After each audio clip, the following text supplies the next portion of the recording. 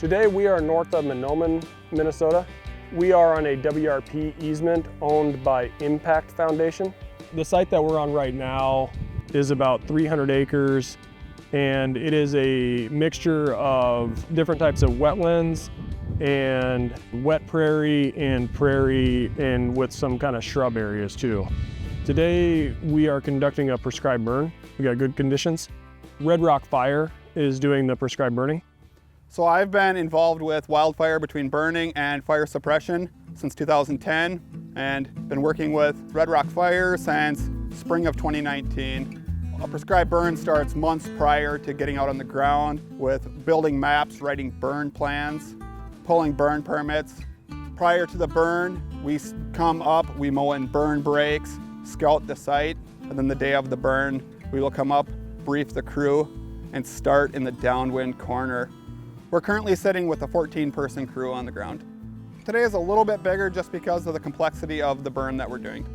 This burn is a couple burns combined for impact and safety reasons, and we're looking at a total of about 700 acres of ground. So as far as safety goes, the first step that they do when conducting the burn is they do a site assessment and determine where they want to put their mowed fire breaks. They put a mowed fire break around these to contain the fire within those breaks and keep it within their unit. The fire breaks are generally effective. They also keep water and backup water on site. We got a nice day, favorable winds, pretty clear skies. Relative humidities are pretty low, so pretty good conditions for burning overall. Our burn season runs from about the last week of March till the first week of June. We're currently May 16th. Today's a very good day for burning. We're looking at decent wind that's consistent, which is important while burning, and perfect temperatures, mid-60s, lower RHs, and the ground conditions are good. We're looking at about 4 to 5 hours of fire on the ground, probably a total of 8 hours on site with morning prep and everything to go along with it. We'll start a burn downwind corner and work up the flanks of the burn so that we're backing fire into the wind the entire time. We'll get a slower burn with a longer duration fire. We get better impacts, and it's the safest way to conduct a burn. We would like to see a mosaic across it, and that happens pretty easily on its own on this WRP land with the variations in water within the ground and soil moistures. We're currently out here today with 2 large fire trucks with 1,000-gallon tanks on them and 4 other Type 6 fire trucks. And then we set up water supplies in some ponds so that we have unlimited source of water. And we stage that stuff strategically around the fire perimeter where we can get these trucks. We have 2 Marshmasters. They are an amphibious tracked machine with firefighting systems on it. The one in the video is a mini Marshmaster, and it hauls 65 gallons of water, has a high pressure pump, can float across the lake like a pontoon, but can also travel across dry ground.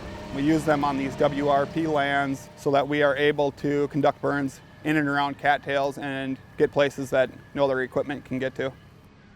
Some of the other equipment we bring with us are, we have custom built Jeeps that have 100-gallon tanks on them with spray bars and wet lining capability as long as high pressure pumps. We have 4 of them out here today. We have a larger Marshmaster out here with us today, and we have multiple 6x6 ATVs on tracks with fire suppression kits. We do prescribe burns to basically mimic what was the historical fire cycle of these prairies, wet prairies.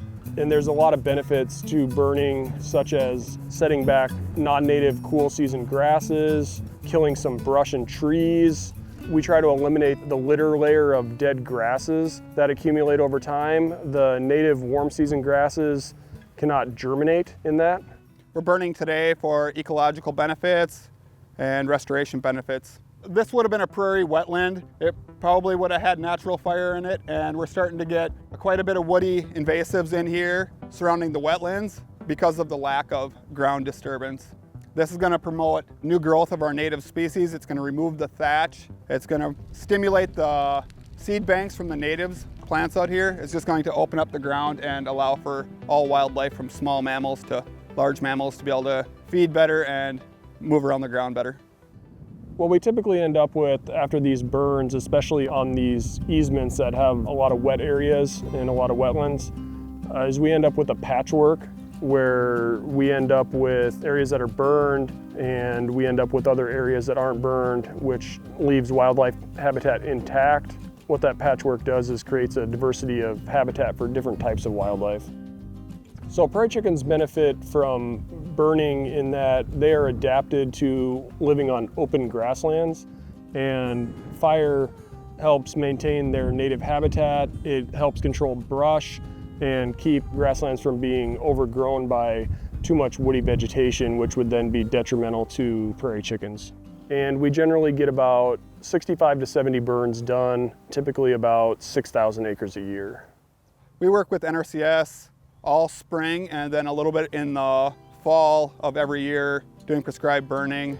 I've really enjoyed working with NRCS. Ryan's been easy to work with, and they're bringing us a lot of good ground to burn, and I think that we have similar missions of getting some good impacts on a lot of ground and starting to get this process in place for all this ground that hasn't been touched in a long time.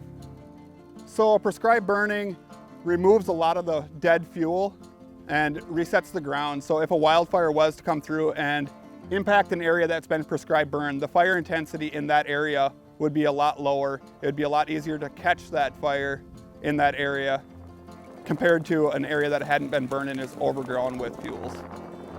There's just a lot of benefits to burning. It's a ecologically friendly way to try to set back the invasive species, set back the brush, and in my opinion, it's a much safer way than using chemical. So naturally this would have burned on its own, so we're trying to get back into those cycles of burning and using prescribed fire to simulate natural fire on the ground. So there's multiple ways to reach out and get your stuff done. Obviously, you can reach out to the Minnesota Prescribed Fire Council. You can reach out to, I'm going to promote ourselves, out to Red Rock Fire and get on the list. Whoever you decide to reach out to, any of the people in the state, I would recommend reaching out before you need the burn. Reach out 6 months ahead of time because there's a high demand for burning in the state of Minnesota, and we really want everybody to get their ground burned. So if there's already smoke in the air, you're behind the 8 ball on reaching out, so reach out early and get yourself on a list.